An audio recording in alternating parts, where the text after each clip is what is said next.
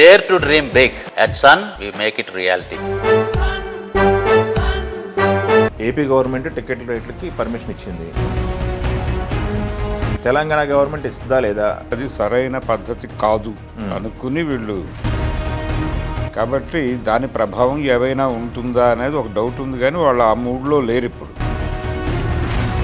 Pre release event పరిస్థితి ఏంటి? ఇది భారీ ఎత్తున అంటున్నారు. వేరే హైదరాబాద్ ఈవెంట్ ఉండకపోవచ్చు. భరద్వాజ గారు, పెద్దకి సంబంధించి ప్రమోషన్స్ జోరులో జరుగుతున్నాయి, ఊపందుకునే జరుగుతున్నాయి. తెలుగు రాష్ట్రాల్లో ప్రమోషన్స్ ఎప్పుడు అనేది ఒక టాపిక్ రన్ అవుతుంది. దానికి తోడు ఇంకొకటి, పెద్దకి సంబంధించి ఏపీ గవర్నమెంట్ టికెట్ల రేట్లకి పర్మిషన్ ఇచ్చింది. అవును. తెలంగాణ గవర్నమెంట్ ఇస్తుందా లేదా? తెలంగాణ గవర్నమెంట్కి 2 సార్లు అర్జీ పెట్టుకున్నా కానీ పర్మిషన్ ఇవ్వలేదు, స్పందించలేదని చెప్పి కోర్టుకి వెళ్ళారు ప్రొడ్యూసర్లు. బట్ కోర్టులో వేసిన పిటిషన్ మళ్ళీ ఉపసంహరించుకున్నారట.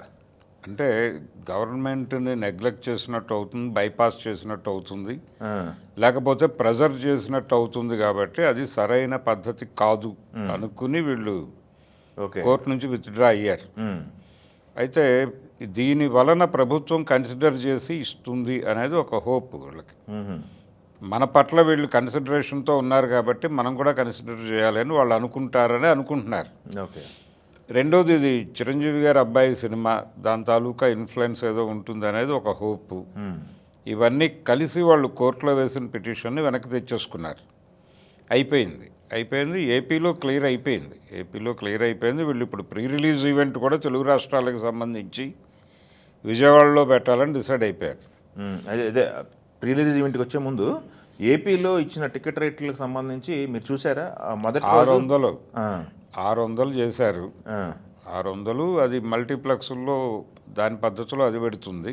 అదే మొదటి ప్రీమియర్స్కి 600 టికెట్ రేట్లు, 600 టికెట్ రేటు. తర్వాత రిలీజ్ వారం రోజులకు సంబంధించి టికెట్ రేట్లు మళ్ళీ ఇంకొక వెసులుబాటు ఇచ్చారు. అయితే ప్రీమియర్ రేటే ఇది. ప్రీమియర్ రేట్లు, అదే ప్రీమియర్ రేటు 600 అన్నారు. కాబట్టి ఈ 600 మల్టీప్లెక్స్లో కింద తగ్గుతుంది, మళ్ళీ ఓకే సింగిల్ స్క్రీన్లో తగ్గుతుంది. అయితే సింగిల్ స్క్రీన్ వాళ్ళు మీరు ప్రభుత్వాల దగ్గర నుంచి ఉత్తరాలు తెచ్చినా మేము రేట్లు పెంచమన్నారు మొన్న. అది ఇక్కడ తెలంగాణ ఎగ్జిబిటర్లే కాదులేండి, అప్పుడు ప్రెస్ మీట్లో అందరూ పాల్గొన్నారు ఆ రోజు. కాబట్టి దాని ప్రభావం ఏవైనా ఉంటుందా అనేది ఒక డౌట్ ఉంది, కానీ వాళ్ళు ఆ మూడ్లో లేరు ఇప్పుడు. వాళ్ళు ఏదో ఒక ప్రైస్ హైక్ అయితే ఉంటుంది ఖచ్చితంగా. ఓకే. సింగిల్ స్క్రీన్లో 100 రూపాయలు తగ్గి ఉంటుంది. కాబట్టి ఏపీ వరకు వీళ్ళు సేఫే. తెలంగాణ నుంచి నిర్ణయం రాగానే బుకింగ్లు ఓపెన్ అయిపోతాయి.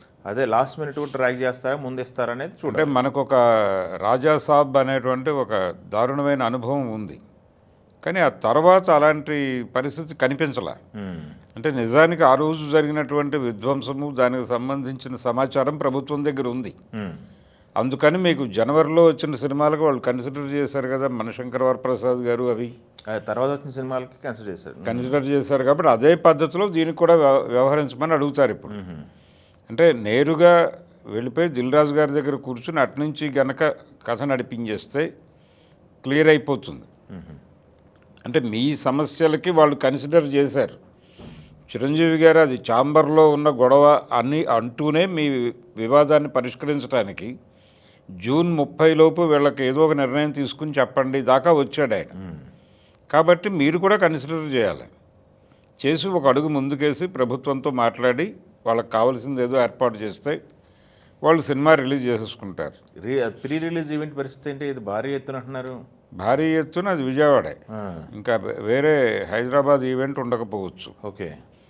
అంటే తెలుగు రాష్ట్రాలకు సంబంధించి ఒకే ఈవెంట్ జరుపుతున్నారు అందరూ. అది వేదిక హైదరాబాద్ అవుతోంది ప్రతిసారి. ఈసారి వీళ్ళు వెరైటీగా ఆంధ్రాకి తీసుకెళ్ళారు. ఓకే. అంతకుముందు 2014 టైంలో కొత్తగా 2 ప్రభుత్వాలు ఏర్పడిన సందర్భంగా అక్కడొక ఈవెంట్ ఇక్కడొక ఈవెంట్ కూడా చేశారు. కానీ ఇప్పుడు ఆ పరిస్థితి లేదు, ఎందుకంటే వీళ్ళు బయట ఈవెంట్స్ చాలా చేశారు. కాబట్టి ఇప్పటికీ అంటే ఢిల్లీ ఈవెంట్తో సహా లెక్కేసుకుంటే వీళ్ళు అభిమానులు ఊహించిన దానికంటే కూడా ఎక్కువ ప్రమోట్ చేసినట్టుగానే కనిపిస్తోంది. ఓకే. హిందీ బెల్ట్ కాన్సన్ట్రేషన్ కోరుకున్నారు వీళ్ళు. హిందీ బెల్ట్ కాన్సన్ట్రేషన్ పూర్తి స్థాయిలో కనిపించింది. కాబట్టి మన సినిమా సేఫ్ అనేటువంటి ఒక పొజిషన్కి వచ్చారు ఫ్యాన్స్. ఇప్పుడు ఇక్కడ జరిగేది వీళ్ళ సెలబ్రేషన్ కోసం. అందుకని ఏపీలో పెట్టేస్తే సరిపోతుంది అని ఒక అవగాహనకు వచ్చారు. అక్కడ పెడుతున్నారు. ఇప్పుడు ఇందిరా ప్రియదర్శిని ఓపెన్ స్టేడియంలో పెడతారు. అక్కడ జరిగిపోతుంది ఈవెంట్. ఆ తర్వాత కావాలంటే హైదరాబాద్లో ప్రెస్ మీట్ పెడతారు. ప్రెస్ మీట్ కూడా ఒక 2వ తారీఖు మీడియా ఇంటరాక్షన్ ఉండే అవకాశం ఉందని చెప్పి సమాచారం ఉన్నారు. అవును, అంటే ఒక క్వశ్చన్ అండ్ ఆన్సర్ సెషన్ ఒకటి పెడతారు. దాని ప్రమోషన్ ఉంటుంది. ఆల్రెడీ వాళ్ళు ఎలాగూ ఇంటర్వ్యూస్ ఇస్తున్నారు, 1-to-1 ఇంటర్వ్యూస్ వెళ్తున్నాయి.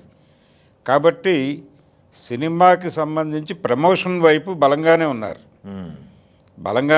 అభిమానులు కూడా హ్యాపీగానే ఉన్నారు.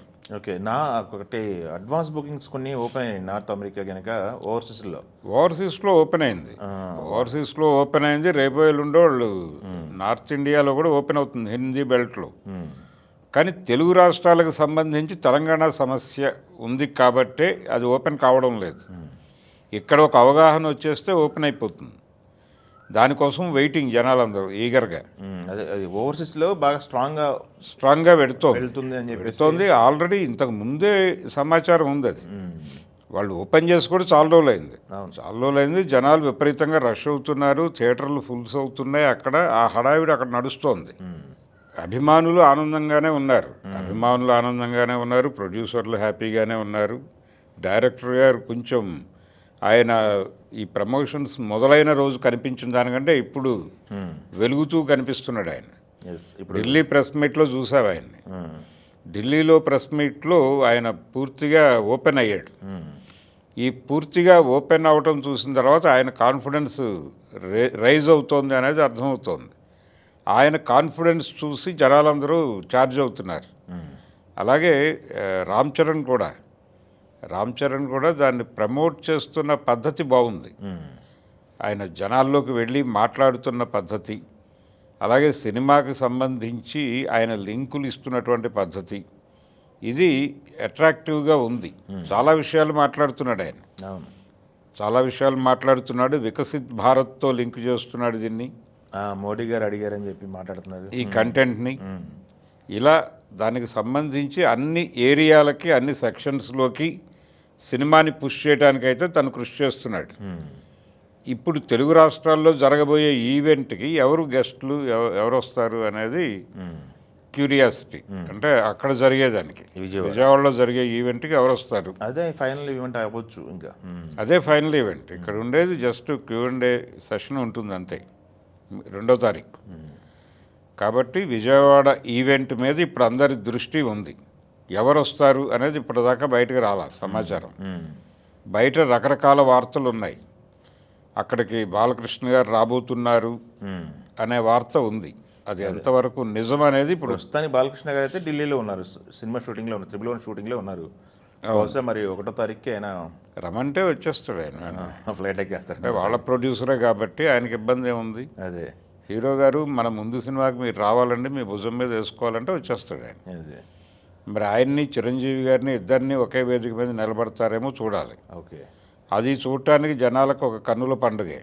ఇద్దరు ఒకటే వేదిక మీదకి మళ్ళీ వస్తే అది దాని తాలూకా వైబ్ క్రియేట్ అవుతుంది. అది 50 years బాలకృష్ణ గారి సెలబ్రేషన్స్లో వచ్చాడు ఆయన. కాబట్టి ఇదొక సెలబ్రేటివ్ మూడ్ అవుతుంది. ఆ వైబ్ ఉపయోగపడుతుంది సినిమాకి. అందుకని అది చేసే ఛాన్స్ ఉందని అనుకుంటున్నాను నేను. చూడాలి. ఓకే, అది అయిపోతే ఇక హైదరాబాద్ ప్రెస్ మీట్ అయిపోతే అక్కడికి ప్రమోషన్ పని అయిపోతుంది. 3వ తారీఖు నుంచి ఎలాగూ సినిమాయే మాట్లాడుతుంది. ప్రీమియర్స్ ఉంటాయి కాబట్టి. అవును, 3వ తారీఖు నైట్ నుంచి సినిమా మాట్లాడటం మొదలు పెడుతుంది కాబట్టి ఇక ఎవరు వెనక్కి తిరిగి చూసే ప్రసక్తి లేదు. ఓకే, సో పెద్ది అనేది ఎలా ఉండాలి, ఎలా లాంచ్ అవ్వాలి అని అభిమానులు అనుకున్నారో అలా లాంచ్ అవుతుంది.